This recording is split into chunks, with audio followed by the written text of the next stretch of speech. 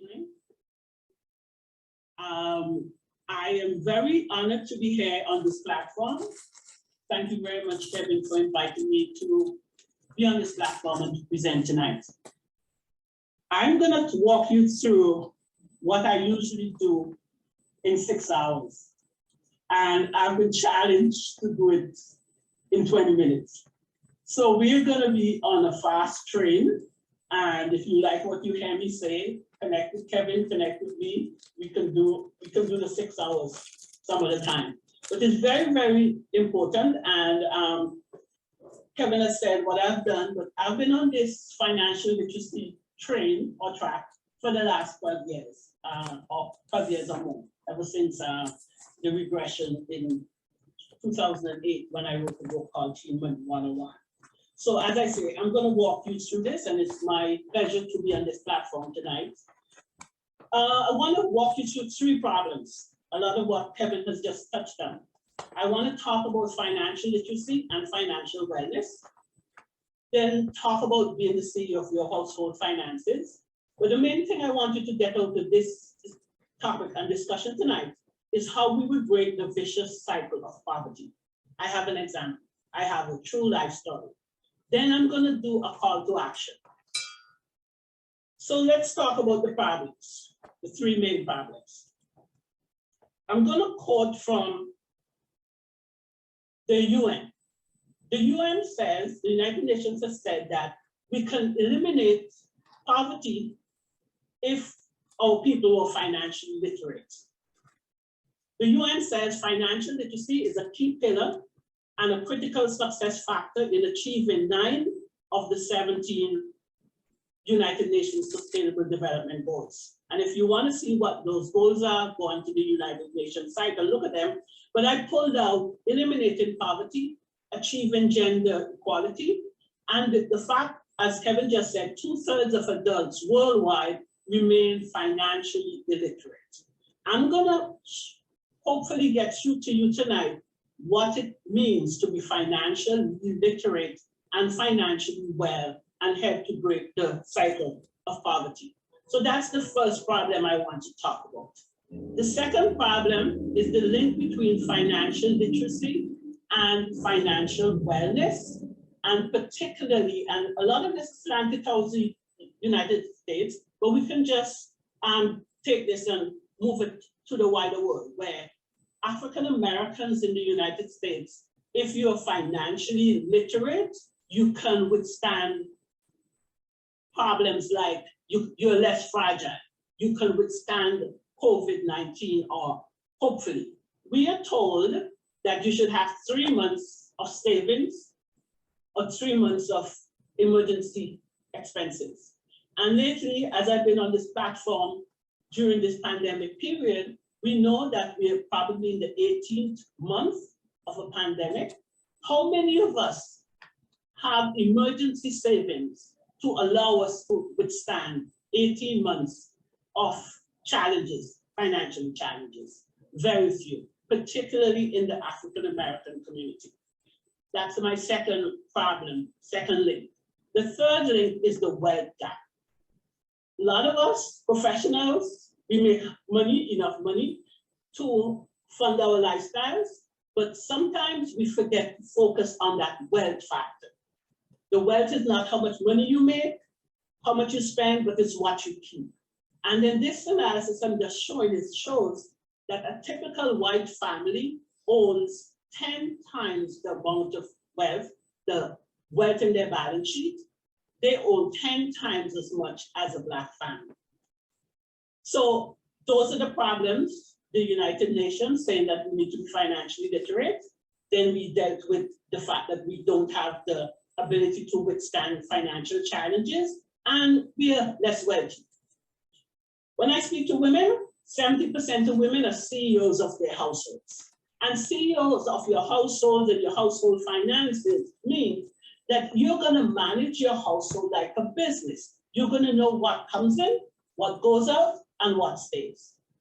And the UN has said 2/3 of adults remain financially illiterate, and the fact that women continue to trail men. So I usually throw challenges to women And I love doing women meetings because then I can tell them all the horrible statistics and get them all scared and get them ready to do something about their situation.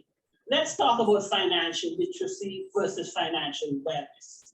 Literacy is the knowledge. A lot of us have the knowledge. Kevin just mentioned a lot of things that I've done behind my name. You know when I became financially literate? When I lost my job at IBM after 18 years, when I was downsized. I had to put a budget, and then from that time, I lived on a budget. If you come to one of my classes, we talk about budgeting, and we talk about using the budget as your excuse when you have to tell your kids or your siblings or your family members that you have no money to lend to them or give to them, you blame the budget. So I usually spend time on budgets. Most of my talk and a lot of my workshops spend time on your building a budget. And then I said financial literacy is knowledge. Financial wellness is the consistent application of that knowledge. I had the knowledge. Did I apply it? No. I had a challenging situation where I had to apply that knowledge. So I'm just gonna give you some snippets on what financial literacy is, because I really want to get to the story of how to break the bonds and the critical cycle of poverty. You're financially well when you have resources, when you need them, when you can pay your way, when you can fund your lifestyle without using credit cards, when you have an emergency fund, you plan for the future, you have plans for your college or your kids' college, your house, your retirement, and very, very important is managing credit and debt and making educated financial decisions. A lot of us have made decisions, not educated decisions. And then we have wellness at every stage, different stages of life. Wellness for a college student is totally different because that college student might have the buffer of their parents and friends who help to fund them. Then wellness is a young adult, getting your first job or marrying, having babies, climbing the corporate ladder. Wellness as an entrepreneur in your mid-career, pre-retiree, or a retiree. And then I have the different concerns and the concerns at different stages of your life. So let's forget the college person and look at midlife. Your concerns may be career, particularly in this pandemic, marriage, finances, heightened by the pandemic challenges, caring for children, ill spouse, parents or siblings, retirement, and everything else, because, and particularly women, we take on the problems of everybody in our households and our friends and our families.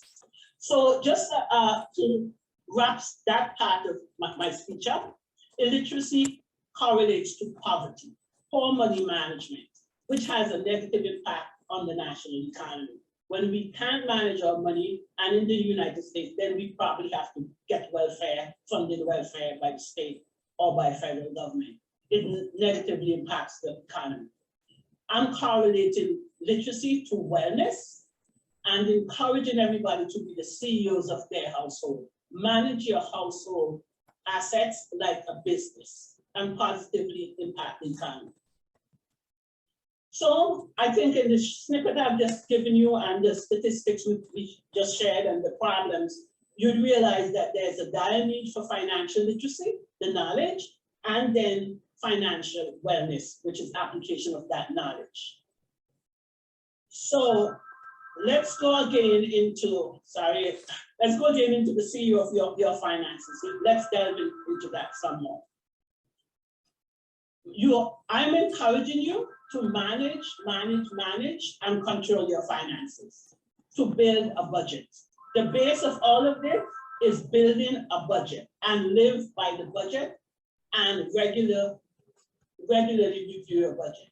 I live by a budget. Whenever I have major expenses, I look at my budget and I see if I can fund that major expense. And many times, as I said, I've had one nephew who was at college and he wanted to take some special exercise stuff that was very expensive. And I look at my budget and I have to tell him no. Now I would help you with food and necessary things, but not extraneous things. I say manage your income and expense, know your cash flow. A lot of us know what comes in, but we don't know what goes out. And a lot of us fund what goes out with credit cards without knowing it. So we need to manage our cash flow. Save steadily, manage your credit. Look at the balance sheet, that's your net worth. What you own minus what you owe. Focus on your net worth. And I would say do the dreaded things that we don't do, which is to have regular family conversations. Could everybody hear me? Kevin, could we wave? And let me know if it, okay, because I don't know why that's my sister interrupted me and I have not to know why, unless it's an emergency. I would say allocate your money based on the budget. 50% go to necessities, 30% to wants, and 20% to financial goals. We wouldn't spend much time on this because of time allocation. Again, focusing again, be the CFE of your household finances. Understand your sources of income, all expenses. I'm just repeating so that it stays in your mind. Manage your cash flow, your budget, savings, credit, and bill debt. Now I want to go into talking to you about breaking the vicious cycle of poverty. I want to give you a real life example of somebody I mentored. I met this lady about 18 years ago. Young woman came to me as a manager of an internet. I was doing information technology and business product and project, and she came to me as an intern from University of Connecticut. She wanted an internship so that she could finish a degree. Well, when she came to me as an intern, and I heard her story, I had to hire her. Her story was that she went to school full-time. She had 3 part-time jobs. She had 3 younger sisters who she went home on evenings, and she was the mother figure in that household because her mother worked in a different town and she was a nurse's aide and she stayed in. She only came home on weekends. To hear more of her story is that as the kids were born in the US, the mother sent them back to Jamaica to live with her parents, but she forgot to send money monthly to take care of these children. So this young lady told me that she had no idea how her grandparents took care of them. They live in a family house with multiple family members. She came here, went to high school, then went to UConn. And as I said, she had 3 jobs. And I realized she needed somebody to mentor her. She needed somebody to pour into her life. And I set her up. I said, if I bring you in as an intern, I want everybody to say all the good things about you so that if I have an opportunity to hire you, I would hire you. Well, she is very bright, very hardworking. The only mistake she made one day, she came to work dressed in a long, slinky dress. And I pulled her aside and I said, as your mentor, remember we made a pact, I need to help you. To help her, I need to help her dress how she should dress as a Black woman in corporate America. And I helped her even further by raiding my siblings' closet and taking some clothes to her. Fast forward today, I mentored her, helped her with a 401k, set up a savings plan. I even helped her to tell her sisters that she wasn't going to pay for their cell phones anymore because they were calling Jamaica very often. Today, what has she done today? Today, she's an information technology manager. She manages the website firewall between her company and the company's operations and its website. She has a critical job. How did she get here? In 2019, she was downsized by the company that she works for now. She was downsized, but because of her skills, and we all know how critical managing websites and security, we all know how critical that role is. She happens to be in an area of technology that's very critical right now. So when she was downsized because the company outsourced their operations, she immediately got a new job. So for those first 6 months, She got a sign-on bonus from the second company, and she got 6 months' salary from both companies, the old company and the current company, sitting nicely. Then company number one called her back. They realized the support they needed, they weren't getting. They called her back and they gave her a higher salary and the sign-on bonus. She had never made so much money than in 2019. What did she do with her money? As a financial advisor, I would not have told her to pour her money into her house, but she did that. So her house is almost paid off for her. She has a healthy college account for her son, and she has a healthy retirement account. Now let's bridge where she came from, very, very poor in Jamaica, to where she is sitting now. Not only did she apply the financial knowledge that she gained as I taught her different things, but she also told her aunt. And the way I found out that she told her aunt was that the aunt was ready to buy a 2-family house, and she called me so that I can give her some instructions, so I can explain some stuff for her. So in that 18 years or so that I've known that young lady, she has broken the cycle of poverty. And it's through being financially well. She lived on a budget, she lived below her means, she doesn't have much credit. She literally is a poster child for how to take financial literacy knowledge and implement it in their life. So I hope you got that story, understood that story, what I just said. So the next thing I'm going to do is I'm going to do a call to action. My call to action